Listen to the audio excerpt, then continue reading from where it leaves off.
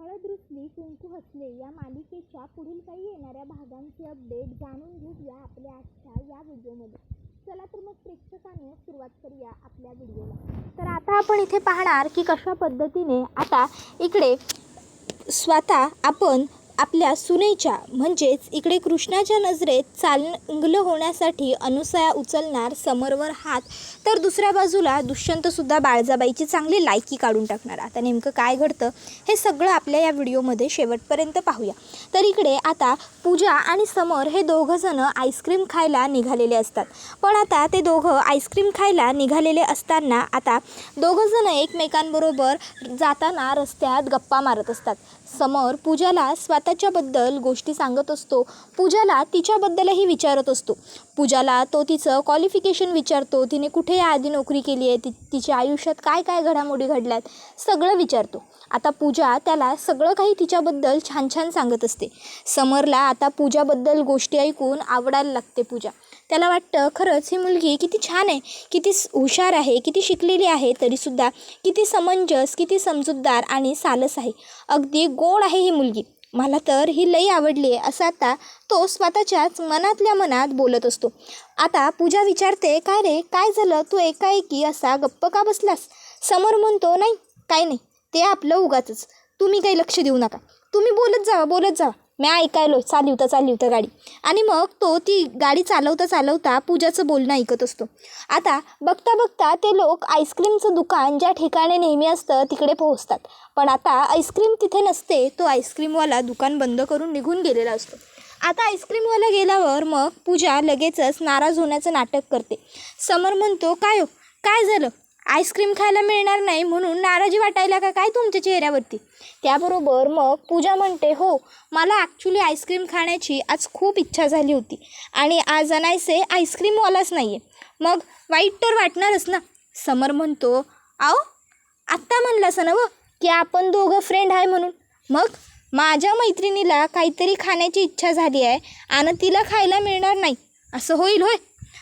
तुम्ही या समरशी मैत्री केली आहे आणि मैत्रीसाठी समर काय बी करू शकतोय, त्यामुळं आता काय बी झालं तरी तुम्हासनी आईस्क्रीम खाऊ घालणं ही माझी जिम्मेदारी आहे, त्यामुळं तुम्ही काही काळजी करूच नका, तुम्हासनी आईस्क्रीम खायची आहे ना, मग तुम्ही फक्त बघा म्या तुम्हासनी आईस्क्रीम खाऊ घालतो का नाही ते.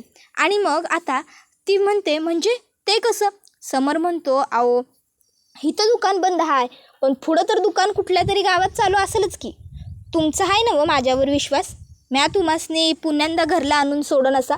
पूजा म्हणते, समर माझा तुझ्यावर स्वतःपेक्षाही जास्त विश्वास आहे, मला तुझ्यावर पूर्ण खात्री आहे की तू मला परत व्यवस्थित घरी आणून सोडशील, म्हणूनच तर इतक्या रात्री बेरात्री तुझ्याबरोबर फिरती आहे ना मी, नाहीतर जर तुझ्यावर विश्वास नसता तर तुझ्याबरोबर अशी रात्री बेरात्री घरच्यांना न सांगता फिरले असते का?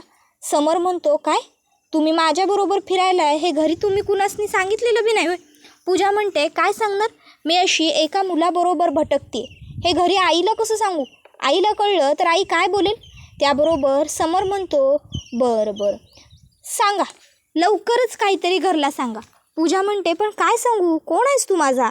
समर म्हणतो, कळल की हळूहळू पुढं तुम्हासनीच कळल, असो सध्याच्याला ते समजा काही महत्त्वाचं नाही आहे, सध्याच्याला महत्त्वाचं काय आहे, तुम्हासनी आईस्क्रीम खायची आहे आणि तुम्हासनी आईस्क्रीम खायची आहे तशीच मला तुम्हासनी आईस्क्रीम खाऊ बी घालायची.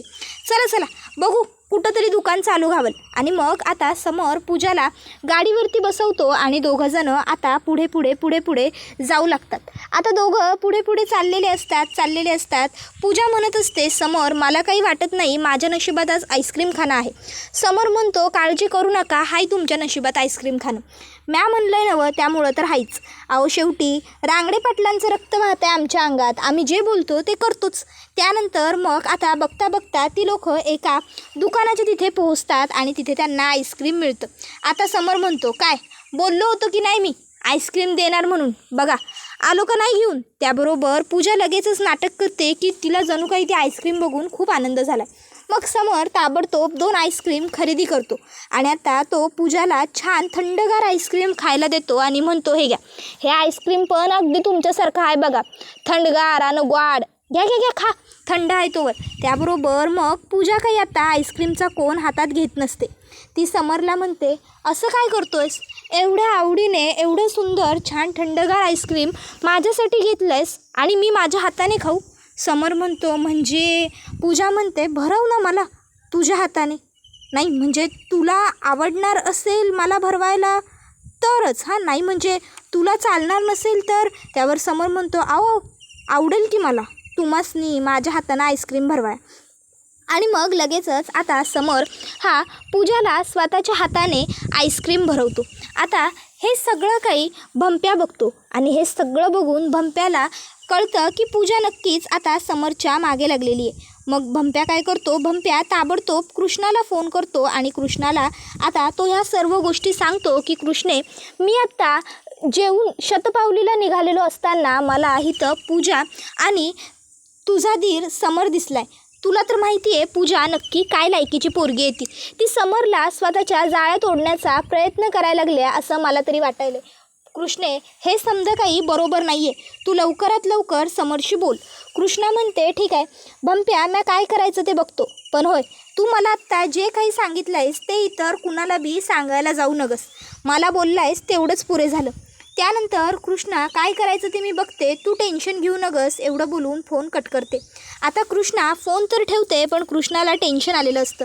कृष्णा विचार करते की समर पूजाच्या जाळ्यात फसतोय. खरंच ही पूजा किती नीच आणि नालायक आहे. पण काय बी झालं तरी मी आज समरला काही पूजाच्या जाळ्यात फसू द्यायची नाही. आज समर घरला आला की ताबडतोब मी समरबरोबर बोलतो. समरला सांगतो पूजाची नेमकी काय लायकी आहे ती. पूजाची सगळी स्टोरी मी समरला सांगेन. एकदा का समरला पूजाचं खरं रूप समजलं की त्यानंतर मग काही समर पुन्हा पूजाच्या नादी लागायला जायचा नाही. मग आता कृष्णा समरची वाट बघू लागते. कृष्णा विचार करत असते, कधी येईल समर, कधी येईल समर. कृष्णाला खरं तर समरची घरी येण्याची खूप जास्त घाई झालेली असते.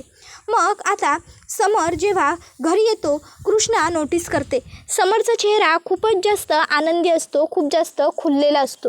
कृष्णा समरकडे जाते आणि आता ती समरला विचारते, काय रे समर, कुठं गेला होतास? समर काहीच उत्तर देत नाही. कृष्णा म्हणते, नाही म्हणजे एवढा यायला घरला उशीर झाला म्हणून विचारायलो. तू लवकर येतोस ना रोज रातच्याला? त्याबरोबर मग समर कृष्णाला म्हणतो, काही नाही, ते जरा थोडं बाहेर काम होतं म्हणून वेळ लागला. पण आज तुम्ही वहिनीसाहेब एवढ्या रात्री पावतर जागे कशा काय?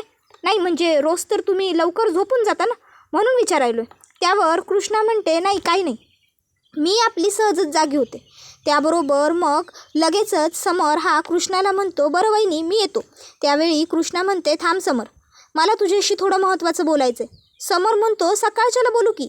त्यावर कृष्णा म्हणते, नाही नको, मला आत्ताच बोलायचं आहे, आत्ता बोलणं गरजेचं आहे, सकाळी उशीर होईल. समर म्हणतो, ठीक आहे बोला की, काय बोलायचं आहे एवढं महत्त्वाचं? त्यावेळी कृष्णा समरला म्हणते, समर मला माहिती आहे तू आत्ता कुठून येतो आहेस ते. समर म्हणतो, माहिती आहे, मग कशापाय विचारायला आहे? कृष्णा म्हणते, समर मला उलट उत्तरं देऊ नकोस, मी जे सांगते ते शांतपणे ऐकून घे. आणि मग आता कृष्णा ही समरला सांगते, समर तू ज्या मुलीच्या नादी लागायला जातो आहेस ना, ती मुलगी चांगली नाही आहे. तिचं नाव पूजा आहे. ती माझी सख्खी धाकटी बहीण आहे. आणि तुला माहीत नसेल म्हणून सांगते, त्या पूजाने आजपर्यंत कधीही चांगलं काम केलेलं नाही आहे. अरे तिने दुष्यंत सरकार सारख्या माणसाला फसवलेलं आहे. अरे तुला विश्वास पटणार नाही, पण दुष्यंत सरकार आणि ती दोघंजणं एकाच ठिकाणं कामाला होती. पूजानं तिथं पैशांसाठी दुष्यंत सरकारांबरोबर प्रेमाचं नाटक केलं, त्यासने प्रेमाच्या जाळ्यात फसवलं. आणि जेव्हा तिला वाटलं की दुष्यंत सरकारांकडनं पैसे मिळणं तिला शक्य होणार नाही, तेव्हा तिनं दुष्यंत सरकारांना सोडून तिच्याच बॉसबरोबर लगट केली. दुष्यंत सरकारांनी हे समज स्वतःच्या डोळ्यानं पाहिलं आणि त्यासनी या समजा गोष्टींचा लई त्रास झाला. त्याच वेळेला ते गावी आलं आणि मग आम्हा दोघांचं लगीन झालं. आमचं लगीन मोडण्यासाठी बी पूजानं लई काय ना काय नाही प्रयत्न केले. अरे एवढंच काय तर तिनं स्फूर्तिवंशाचं बी नाटक केलं, जेणेकरून तिला आमच्या घरात घुसता येईल, आपल्या घरात घुसता येईल आणि दुष्यंत सरकारांशी लगट करता येईल. पण दुष्यंत सरकारांनी कधी तिला स्वतःच्या जवळ येऊच दिलं नाही. आणि नंतरच्याला पुढं जाऊन आम्हासनी तिचं खरं रूप समजलं. मग म्या माझ्या हाताला धरूनच तिला ह्या घरातनं बाहेर काढली होती आणि घरातनं बाहेर काढून पुण्यांदा माझ्या घराकडे वळून पाहू बी नगस अशी धमकी बी दिली होती. त्यामुळं म्या तुला सांगायलो, तिच्या नादाला लागू नगस, ती पोरगी चांगली नाही, तुझ्या आयुष्याला ग्रहण लागल, तुझं आयुष्य उद्ध्वस्त होईल समर, तुला कुठली बी चांगली पोरगी घावल. त्यावेळी समर म्हणत असतो, वा वहिनीसाहेब वा, मानलं की तुम्हासने. अहो स्वतःच्याच बहिणीबद्दल हे एवढं वाईट कोण बहीण कसं काय बोलू शकते हो? अहो ती पूजा तिनं मला बिचारीनं एक डाव बी सांगितलं नाही की ती तुमची बहीण आहे. ती तुमच्याबद्दल एक सबूत एक अक्षर बी बोलली नाही आणि तुम्ही मात्र तिच्याबद्दल वाईटाव वाईट बोलतच चाललाय की. काय मिळतंय काय तुम्हासनी हे एवढं वाईट बोलून होय? मला तर कळतच नाही खरंच. तुम्ही एवढ्या चांगल्या वाटला होतासा मला आणि तुम्ही हे असं बोलत असाल ते बी स्वतःच्याच बहिणीबद्दल. शी खरंच.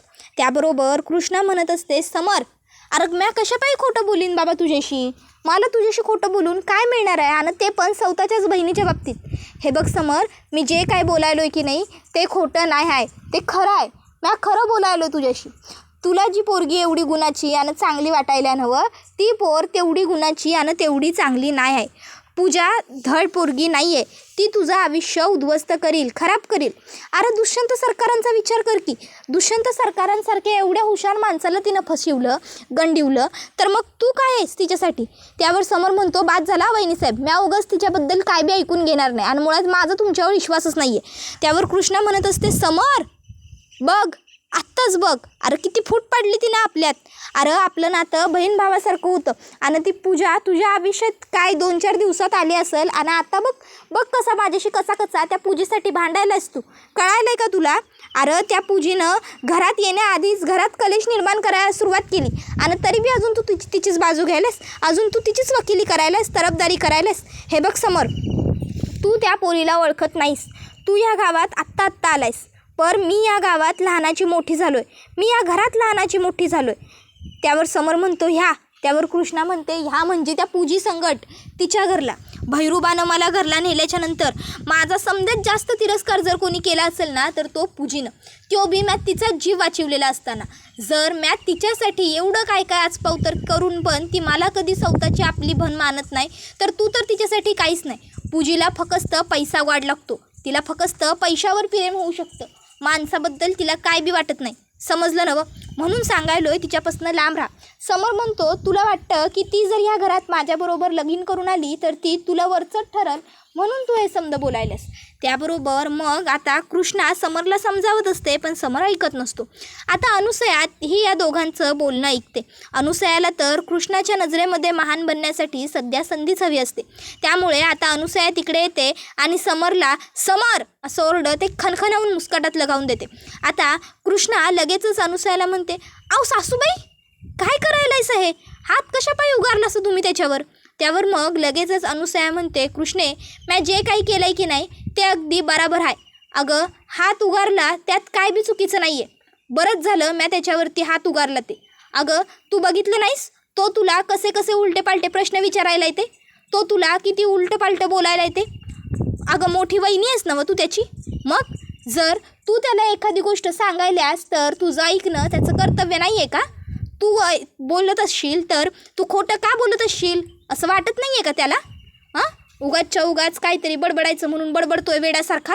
मूर्ख आहे तू पोरगा म्हणून बोलली मी. आणि मुळात ह्याला ना बोललेली भाषा कळत नाही म्हणून असं वागावं लागतं. समर विसरू नकोस, मोठी वहिनी ही आई समान असते आणि आपली आई आपलं कधी वाईट बघू शकते का? जसं मी तुझ्या वाईटाचा विचार करणार नाही की नाही, तशीच कृष्णासुद्धा कधीच तुझ्या वाईटाचा किंवा चुकीचा विचार करणार नाही आहे. कळलं का? त्यामुळे पुन्यांदा कृष्णीच्याबद्दल काय बी बोलताना एकदा नाही, दोनदा नाही, 10दा विचार करत जा.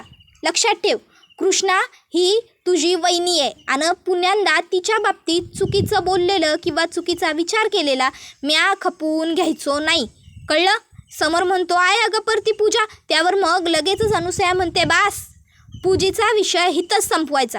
कृष्णाने सांगितलंय ना तुला ती पोरगी बराबर नाही म्हणून, मग ती पोरगी बराबर नाहीच आहे. अरे ज्या पोरीनं तुझ्या मोठ्या भावाचं त्याबरोबर लगेचच समर म्हणतो, आहे तू इसरायलास काय? मोठा म्या आहे. त्यावर अनुसया म्हणते, कळायलंय ना एवढा की तू मोठा आहेस म्हणून. मग हे समजत नाही होय की जर तू मोठा आहेस तर तसं मोठ्यावाने वागायला बी पाहिजे. जर आपली बारकी भाऊजय आपल्याला समजून सांगायला की समर ऐक माझं तर आपण ऐकलं पाहिजे, हे कळत नाही होय.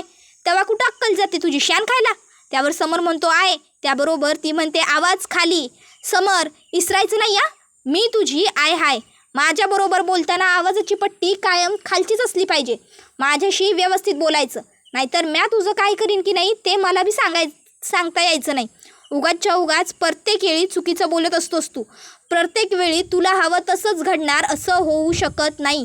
कधी कधी काही गोष्टी आपल्या मर्जीप्रमाणे नाही घडू शकत, हे तुला पण कळायला हवं ना.